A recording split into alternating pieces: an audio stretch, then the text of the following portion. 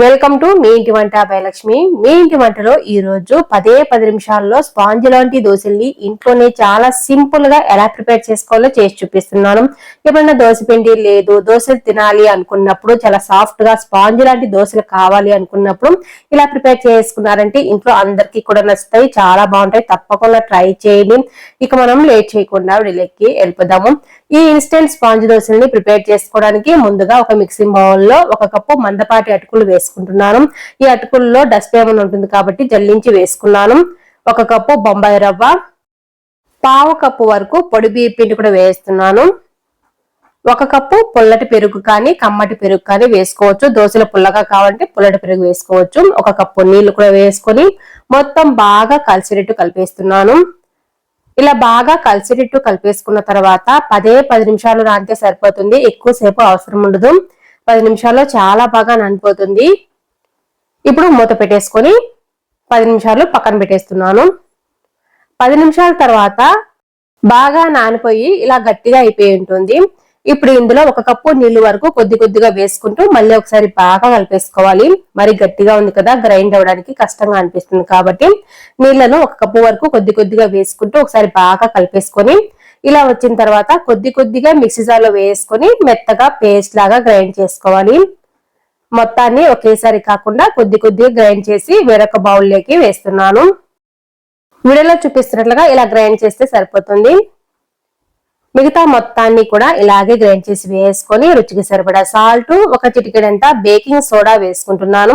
ఇవి రెండు కూడా బాగా కరిగేంత వరకు 2 టేబుల్ స్పూన్ల వరకు నీళ్లు వేసుకొని మొత్తం బాగా కలిసేటట్టు ఒక సైడ్కే కలుపుకోవాలి. 2 వైపులా తిప్పకుండా ఒక సైడ్కే కలుపుకున్నామంటే పిండి చాలా బాగా ఫ్లఫీగా వచ్చేస్తుంది.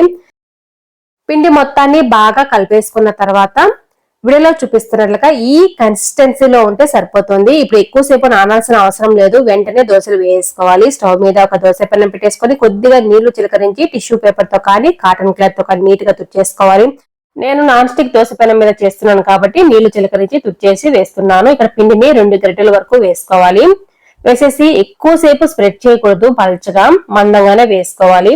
ఎక్కువ పల్చగా స్ప్రెడ్ చేసామంటే చాలా సాఫ్ట్ గా ఉంటాయి కదా, మనం తీయడానికి కష్టంగా ఉంటుంది. వీడియోలో చూపిస్తున్నట్లుగా ఇలా స్ప్రెడ్ చేస్తే సరిపోతుంది, ఎక్కువ అవసరం ఉండదు. ఇలా చేసుకున్న తర్వాత చుట్టూ కూడా మనకు కావలసినట్టుగా ఆయిల్ వేసుకోవాలి. స్టవ్ ని మీడియం ఫ్లేమ్ లో పెట్టేసుకొని ఎర్రగా వచ్చేంత వరకు ఈ దోశను కాల్ చేసుకోవాలి. పైన ఇక్కడ మనకు పిండి లాగా కనిపిస్తుంది కదా, ఆ పిండి మొత్తం కూడా ఇలా వచ్చేంత వరకు బాగా కాల్చేసుకోవాలి. ఇప్పుడు మరోవైపు తిప్పేసుకోవాలి.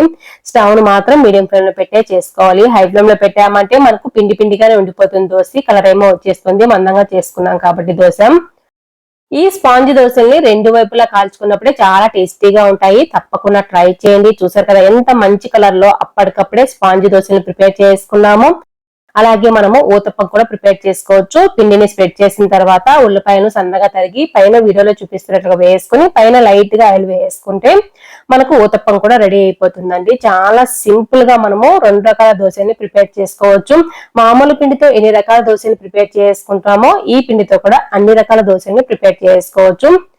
ఇలా 2 వైపులా కాల్చుకున్న తర్వాత పక్కకు తీసుకోవాలి. ఈ దోశలు పల్లీల చట్నీతో కానీ, టమాటా చట్నీతో కానీ, కొబ్బరి చట్నీతో కూడా చాలా బాగుంటాయి. తప్పకుండా ట్రై చేయండి. మిగతా అన్ని దోశలు కూడా ఇలాగే ప్రిపేర్ చేసుకోవాలి. అంతేనండి, చాలా సింపుల్ గా అప్పటికప్పుడే ఇన్స్టెంట్ గా స్పాంజ్ లాంటి దోశల్ని ఇంట్లోనే ప్రిపేర్ చేసుకున్నాం కదా. మరెందుకు ఆలస్యం, మీరు కూడా మీ ఇంట్లో ట్రై చేయండి. మీరు ట్రై చేసే ముందు వీడియోని మాత్రం ఇక్కడ స్కిప్ చేయకుండా చూసిన తర్వాతే ట్రై చేయండి. Thanks for watching.